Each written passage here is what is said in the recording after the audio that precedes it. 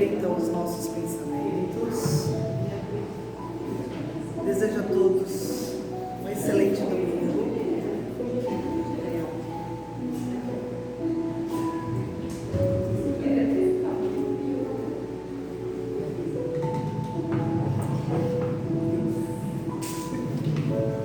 Bora mais.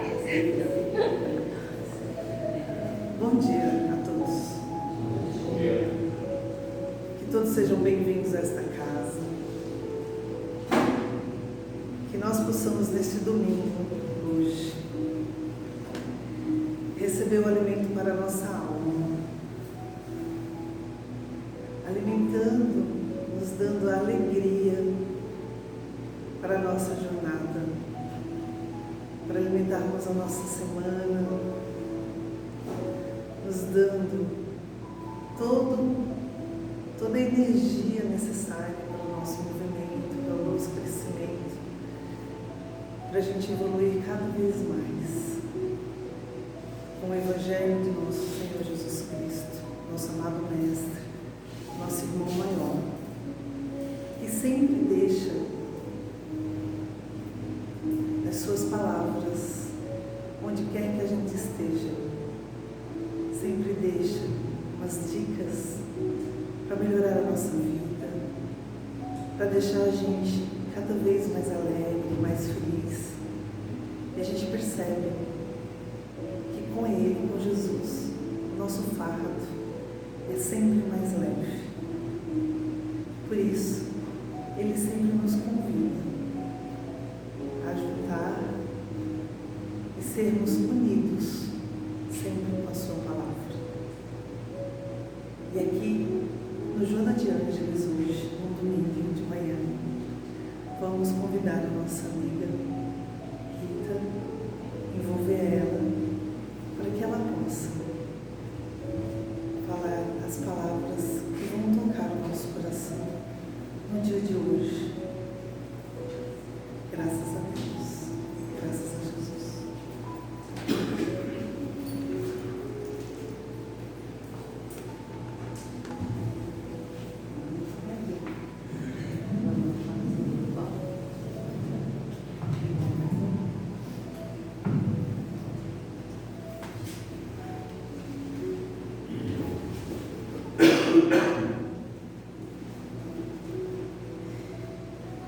Bom dia a todos.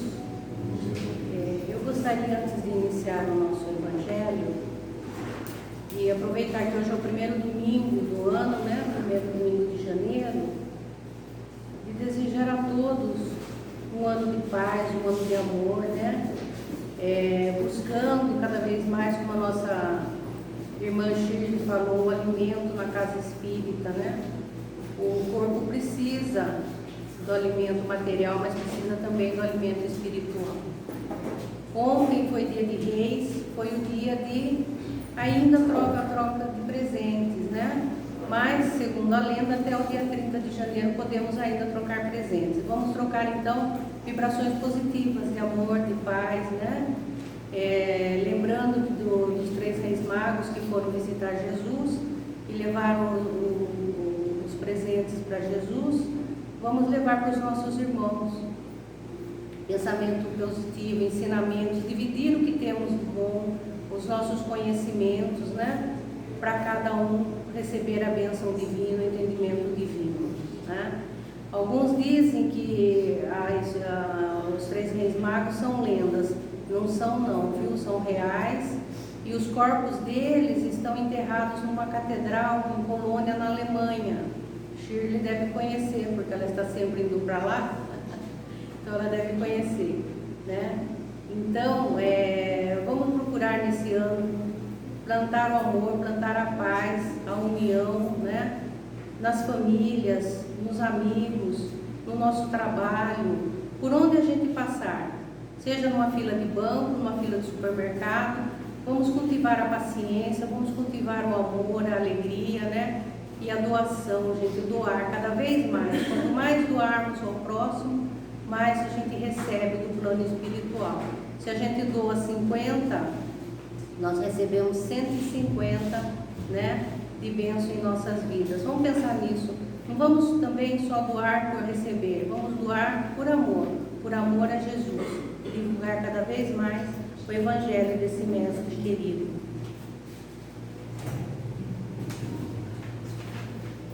Então, dando continuidade ao estudo do livro Mundo Regenerado, que é esse daqui, psicografado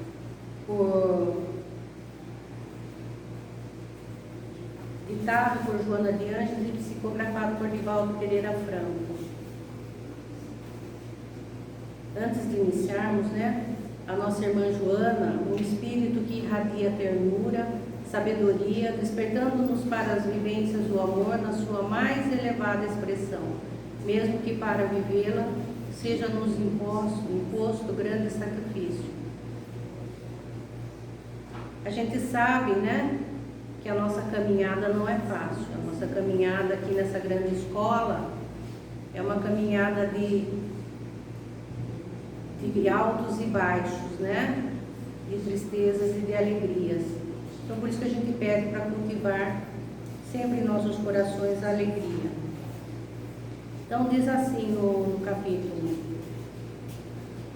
não temas nunca, ser querido, que já despertastes e encontrastes com Jesus. Luz no mundo, ilumina qualquer tipo de treva e ameniza toda a desolação, despertando o ser humano para o conhecimento da imortalidade. Concedeu-te a incomparável alegria da perfeição relativa que a todos está destinada. Há momentos na trajetória existencial em que parece existir uma conspiração hedionda contra as aspirações elevadas do ser humano. Nubla-se-lhe o discernimento e escurecem-lhe os caminhos pelos quais transita. Todo e qualquer empreendimento superior que assinala progresso e harmonia altera-se e transforma-se em dificuldade, assim como o sofrimento que amargura os mais nobres sentidos elevados. Planos bem projetados, anunciando dádivas celestes, são absorvidos por insucessos que a alma em sua trajetória. Afetos que serviram de fonte generosa para alimentação emocional, onde antes se podiam colher as mais belas alegrias, repentinamente se convertem em adversários astuciosos, criando embaraços e tumultos a cada passo. A fé que ardia em flamas luminosas parece ter perdido o combustível da manutenção. Na convicção transforma-se em dúvidas atrozes, que praticamente conduzem ao desvario e ao tormento da descrença. Glórias de um momento apresenta-se como desastres estruturais, mostrando fracasso iminente. Mesmo assim, com os joelhos desconjuntados e as mais debilitadas, não temas. Quem visse Jesus crucificado acredita na vitória do crime e da insolência, dos poderosos da mentira. No entanto, todos caíram no óbito, sobrecarregados pelas próprias mazelas e encarnaram-se ao longo do tempo sob injunções muito dolorosas. A sua foi a vitória da ilusão, a da calúnia, e eles o sabiam mesmo durante os atos reprocháveis que executavam, mas estavam intoxicados pelo orgulho da matéria transitória e não tiveram a força para suportar essas paixões alucinantes. Então, esse primeiro trechinho aqui,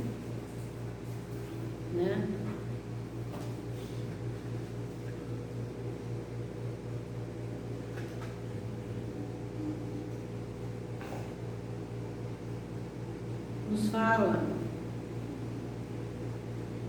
do amor, para não termos medo, fala da vinda de Jesus, dos ensinamentos de Jesus para nos salvar, para nos orientar, A gente sabe que Jesus veio aqui para nos ensinar a lei do amor, E ele foi tão sábio que ele trouxe para cada um de nós o ensinamento de que ama a teu próximo como a ti mesmo, né? Só que ele foi inteligente, como ele era iluminado. Ama teu próximo como a ti mesmo, né? Então a gente só pode se amar se a gente amar o próximo. E só pode amar o próximo se a gente se amar. Então o que ele fez? Ele equilibrou, ele equiparou o ensinamento do amor, né? Você não pode amar a si mesmo se não amar seu próximo, e não pode amar seu próximo se não se amar, se não se conhecer, né? A fé que a gente tem em Jesus, será que é uma fé firme, é uma fé forte, né? Como Joana de Ângeles, nossa irmã maior, ela, todos sabem, né? Das reencarnações dela, da trajetória dela, e nessa daqui, ela foi levada para a fogueira juntamente com seu filho. Depois de que ficou viúva, perdeu todos os seus recursos, né? Ela foi levada para a fogueira. Por quê? Porque queriam que ela renegasse Jesus. E ela, um espírito que já tinha uma trajetória, uma caminhada grande, outras encarnações de vivência com Jesus, a fé dela era muito maior, o conhecimento dela era muito maior. E ela não renegou Jesus, mesmo seu filho sendo açoitado, né? Também junto na fogueira com ela, e pedindo, implorando para ela que desistisse, que negasse Jesus. Ela pediu para ele que tivesse paciência. E neste momento, ela sentiu uma mão nela, colocando nela, e dizendo, e uma voz dizendo, né? Joana, estou aqui. Era o mestre, era Jesus que estava ali, recebendo, cuidando dessa nossa irmã. E mais uma vez ela dá uma prova de amor, de sinceridade, de honestidade ao Mestre Jesus. A gente sabe que normalmente a gente passa, né? Nesse momento ela podia reclamar dessa situação dela na fogueira, né? E transferir para Jesus, pedir socorro, pedir ajuda para essa dor que ela estava sentindo. Não tanto por ela, mas vendo o seu filho sendo queimado junto. O que ela fez? Ela se manteve firme e passou para o filho o exemplo de fé, né? A gente sabe que Jesus nunca falou que iria resolver os nossos problemas. Através dos seus ensinamentos, através dos seus evangelhos, das suas atitudes, né? Ele nos mostrou o caminho da salvação, o caminho de amor ao Pai. Nunca quando ele cuidou, quando ele curou uma pessoa, ele colocou as mãos, nunca, jamais, pelo contrário.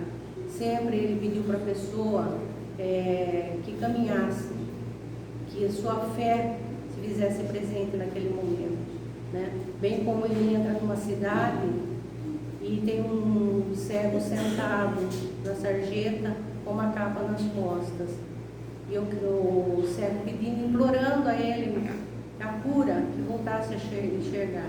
Então Jesus perguntou para ele o que ele queria enxergar.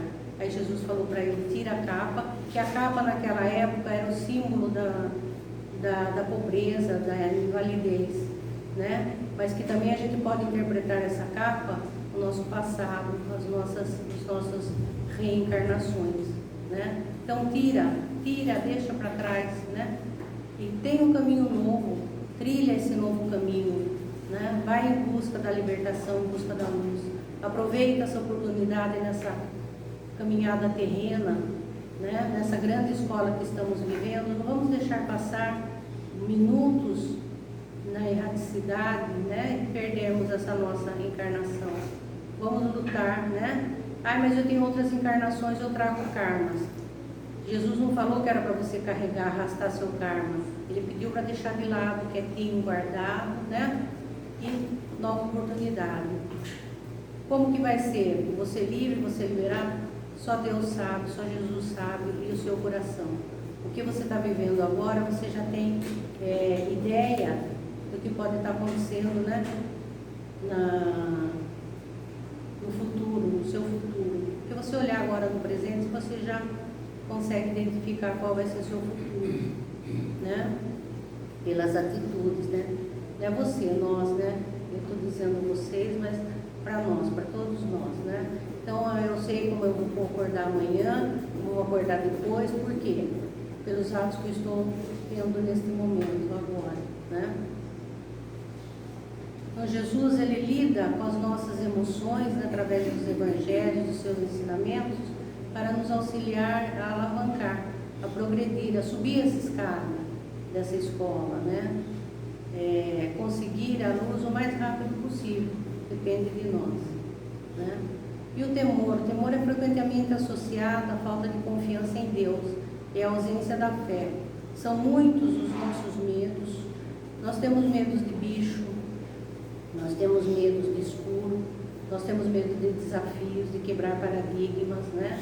Você falar para você, olha, tem uma porta ali, num corredor, siga esse corredor e abra aquela porta.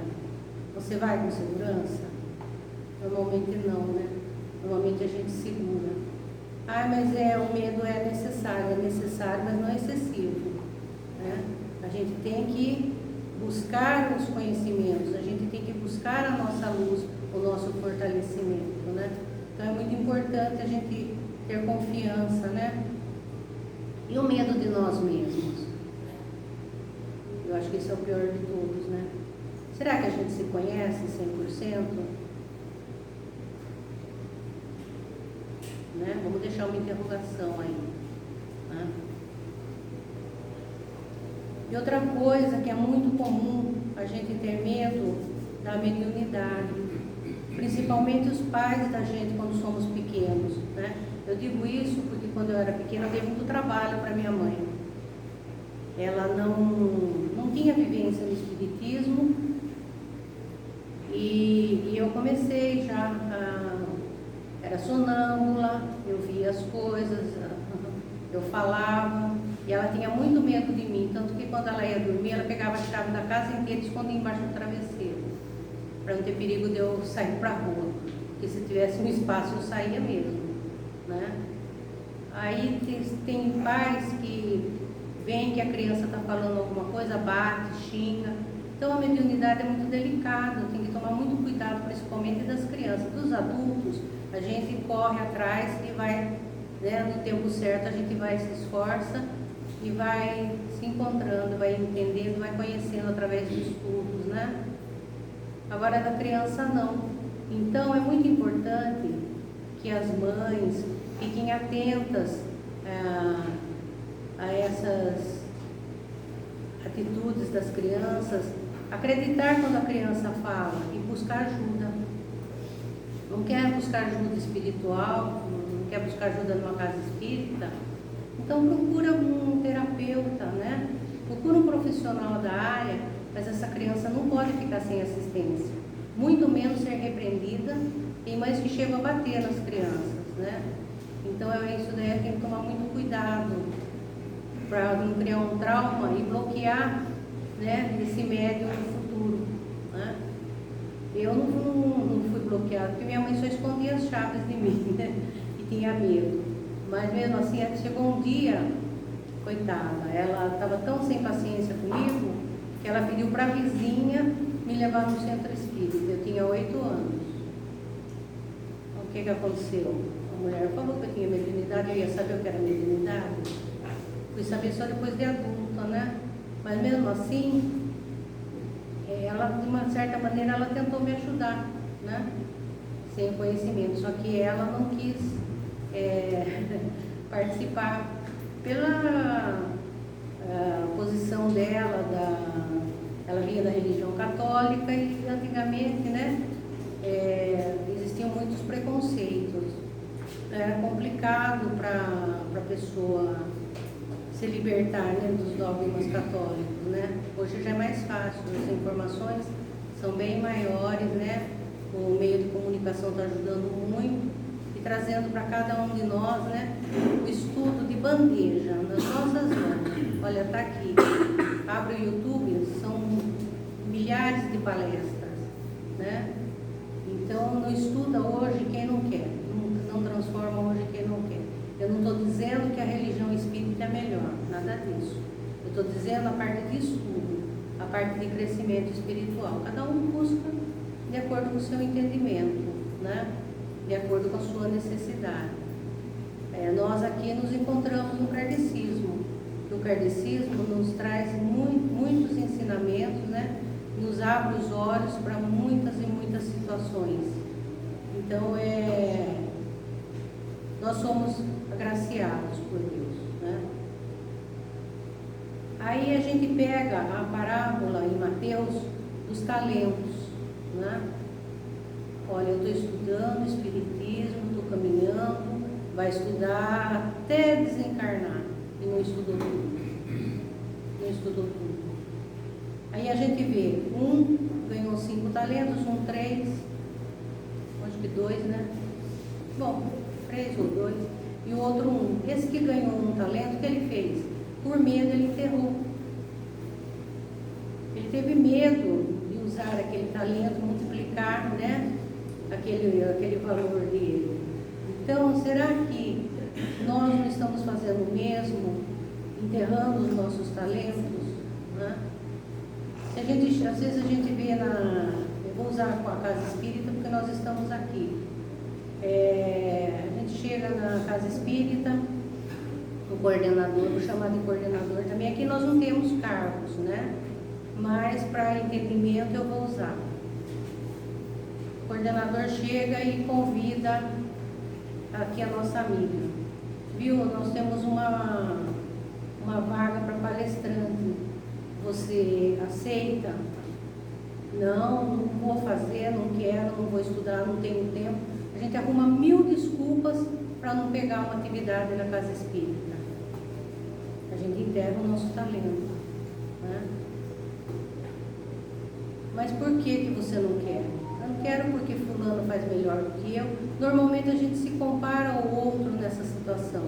O outro é sempre melhor, o outro sabe mais, o outro tem mais prática, o outro tem mais tempo, e a gente com o nosso talentinho enterrado. Nós precisamos acordar, gente. A Casa Espírita precisa crescer, né? Os trabalhadores precisam aumentar. E todos aqui nessa casa estão sempre dispostos um dar a mão para o outro. Aqui existe muita paz, muita união, né? Estou dizendo dessa porque eu pertenço a esta, né? Mas com certeza as outras também. Mas a gente vê tantas pessoas fugindo dos compromissos, né? Fugindo das obrigações que adquiriu antes de reencarnar. Antes de reencarnar, está lá no plano, chegou na vez na fila. Não, eu quero ser trabalhador da Casa Espírita, eu quero ter uma família grande, eu quero que coloquem todos os desafetos na minha família. Quando chega aqui, e daí? Não vou trabalhar na Casa Espírita. Por que eu tenho essa família? Ah, mas eu tenho o véu do esquecimento. Sim, mas bem lá no seu subconsciente, você sabe o porquê que você está nessa família, né? Não é nada por acaso, né? É para a transformação, é para o amor, para a mudança. E a gente, o que a gente faz? A gente aqui, a gente queima mais uma encarnação. A gente falha mais uma vez, né?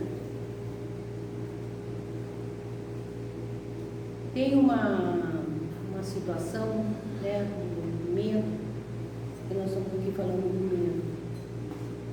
Nós que trabalhamos na mesa de desobsessão, a gente vê muitas situações de irmãozinhos presos ao medo, né? Uns em coma em hospitais que não querem acordar para a vida e a oportunidade de acordar. Outros em coma porque não quer passar para o lado de lá por medo, por ignorância, né? Nós temos a situação de faz uns 15 dias, eu vou comentar, mas porque não é daqui de tua pessoa. A menininha estava internada em São Paulo em coma. Ela pegou uma bactéria na garganta que foi passada para o pulmão, que eu acho que é o Covid que está dando agora, né? E ela ficou em coma, entubada, e nós fizemos, há 15 dias atrás, nós fizemos vibração para ela e foi feita alcometria também. O que ela tinha medo? Ela tinha medo porque abriu na mente dela uma janela de uma encarnação dela que ela morreu com a gripe espanhola. Então ela não queria acordar por quê? Medo de ver o corpo dela. Com certeza, na época, o corpo dela ficou muito debilitado. a gente não se aprofundou nesse campo para não entristecer mais ainda a menina. Mas foi uma longa conversa que a Araci teve com ela, deu todas as orientações necessárias e a bênção veio tão logo, gente. 2 dias depois tiraram o tubo da menina e agora, semana passada, ela teve alta do hospital. Feliz da vida, mudada a menina. Então a gente tem que também se atentar para isso. Por isso que a gente tem que ter na casa espírita o tratamento espiritual, o estudo. Para quê? Porque não nos enrosquemos, né, em situações e reencarnações antigas que nos machucou, nos prejudicou. Nós temos que nos libertar disso daí. E através do quê? Através da fé, através da oração, através do Evangelho de Jesus. Né? A gente nota também que os Evangelhos de Jesus, ele é direcionado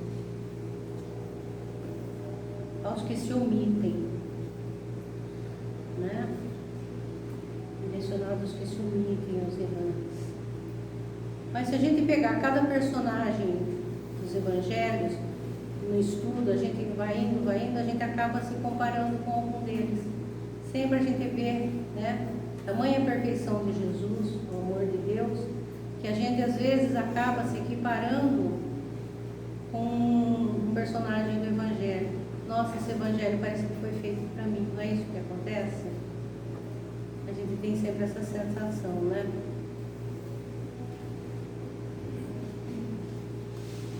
Outra coisa também que os espíritos estão orientando, né?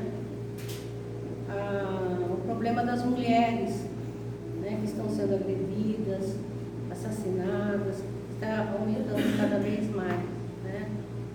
Então a gente tem que trabalhar muito nesse sentido, em ajuda, para que essa situação mude, para que essa situação se reverta. Embora alguns espíritos iluminados nos orientam que quando a pessoa erra muito numa encarnação, tanto o homem quanto a mulher, eles pedem para vir a vestimenta de mulher, porque é uma vestimenta difícil, é uma vestimenta triste, né, nesse plano terreno. A escola, né, da mulher é muito sofrida.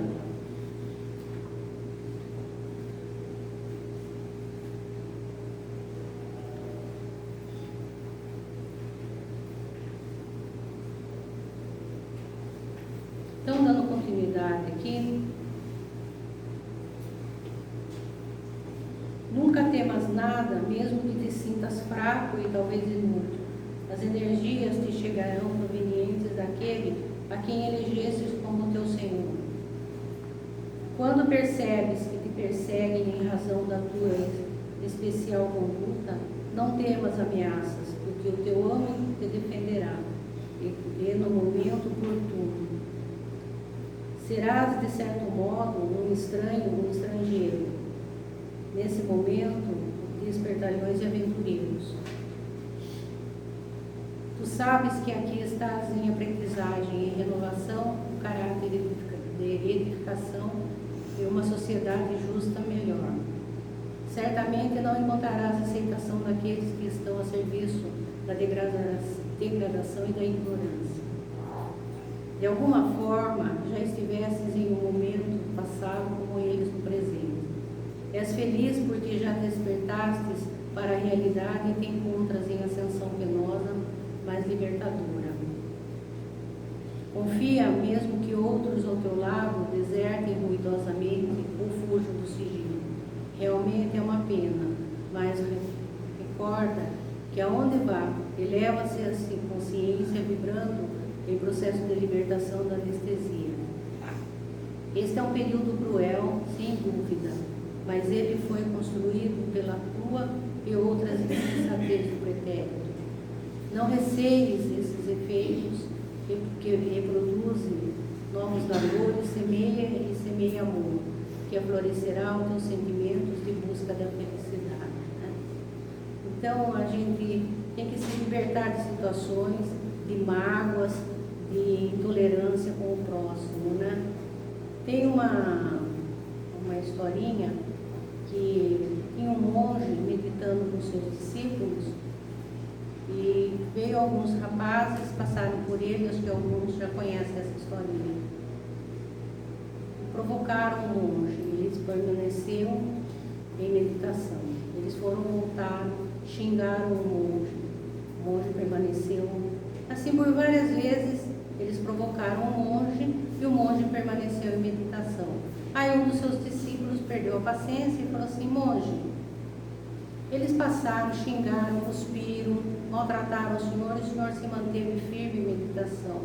Ele falou assim: meu filho, responda para mim, se alguém te dá um presente e você não quer esse presente, para quem fica esse presente? Né? Então já vamos deixar para o outro que é do outro, né? Pegar o que é nosso, né? E caminharmos firmes, né? O consolador também é teu condutor. Não apenas te diminuirá o pranto, sobretudo, seguirá durante a tua convalescência. Então Jesus vai estar junto com a gente, né? Sempre que precisarmos, sempre que necessitarmos, né? Através de quem? Dos nossos mentores de luz, dos nossos anjos guardiões. A vida sempre triunfa sobre o caos, que também faz parte da vida. O temor de qualquer natureza é treva, e a coragem bem pontuada e decidida é a presença do Cristo vigilante no coração. Então, a treva existe, a sombra existe, porque existe a luz. Então a luz vai sempre sobrepor. Então não temos que ter medo, né? Nós temos que acreditar, né?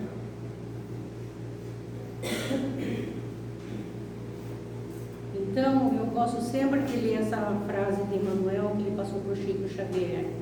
Nós estamos nos humanizando nesse plano, né? Nós estamos engatinhando para nos humanizarmos, né? Para chegarmos na angelitude, o caminho é longo, o caminho é difícil, mas não é impossível. Se irmãos de luz chegaram lá, se o Cristo chegou lá, porque ele teve a mesma trajetória, nós também podemos chegar, né? Vamos começar a partir de hoje. Aqui eu vou ler um trechinho de um autor desconhecido, mas é muito bonito e cabe bem nesse evangelho. Acredite, no meio das pedras também existe um caminho, e muitas vezes o mais bonito. Não se iluda com caminhos largos e cheios de cores. Tudo que vem fácil vai fácil. O caminho que tem pedras também tem beleza. Afinal, as rosas também têm espinhos e não deixam de ser lindas e de suave aroma. Vai lá, trilha o caminho com pedras. Elas lhe servirão para construir um castelo. E quando chegar lá na frente, entenderá que as pedras eram um impulso para lhe fazer chegar mais longe. Para encerrar, eu vou lembrar com vocês aqui, alguns já devem conhecer Chico. Quando ele desencarnou, na hora que ele desencarnou, o quarto dele estava cheio de irmãos iluminados, irmãos de luz, espíritos evoluídos para levá-lo. Quando ele saiu do corpo, ele se ajoelhou diante do corpinho dele. Aí um dos mentores falou: Chico, o que está acontecendo? Ele falou: meu irmão, eu só peço um minutinho para me agradecer esse corpinho que me deu tanto trabalho, mas me foi muito útil e recebeu com muito amor, né? Nesse instante, abriu na frente dos mentores uma escada e Chico começou a subir essa escada. Cada degrau tinha um discípulo de Jesus e Chico não foi, não sabemos para onde, porque não nos foi revelado. Ele seguiu nessa escada, amparado por tantos mentores amigos, né? Por isso não devemos ter medo da morte. A morte é só uma passagem para o outro lado. Com certeza vamos estar amparados. Um ou outro mentorzinho de luz vai vir nos buscar, impossível, né? Que não tenhamos. E temos que tirar também essa da nossa mente, que vamos morrer e vamos direto para o purgatório. Gente, o mundo está em evolução. O umbral já evoluiu muito. Vai chegar uma hora que não vai existir mais um umbral, né? Então precisamos ter medo do umbral, né? E Divaldo, né, curioso, perguntou para Joana: Minha irmã, quem foi que recebeu o Chico, né? Quando ele terminou essa escada? Foi Leon, foi Bezerra, assim ele citou várias celebridades, né? Joana deu um sorriso e falou para ele: não, meu irmão, foi Jesus Cristo. Quisera nós, né? Temos esse merecimento. Mas nós podemos, se quisermos, tá bom? Vamos então nos fechando os olhos.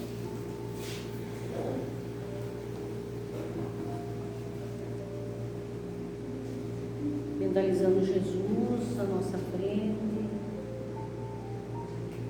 mentalizando todos, recordando todos os seus ensinamentos, o seu amor, o seu sofrimento para a nossa salvação. Vamos pegando firme nesse momento nas mãos desse irmão e vamos transferir para ele todos os nossos medos, todas as nossas inseguranças. Vamos pedindo a Ele a nossa cura material e a nossa cura espiritual. Vamos pedir a Ele coragem para continuarmos nessa nossa caminhada, nesse plano terreno, para que possamos deixar o passado para trás, nos libertarmos do passado e, através do presente, florir a nossa caminhada futura. Pedimos também, Mestre, que abençoe o nosso lar e os nossos familiares, abençoe essa casa e todas as equipes espirituais, e vamos vibrar com muito amor a todos os nossos irmãozinhos em guerra, aqueles que estão sofrendo o terremoto no Japão, das enchentes no sul do país, que todos encontrem nesse momento de tristeza um momento de luz, de entendimento e de amor. E assim encerramos esse nosso Evangelho e vamos passando para o passe. Graças a Deus.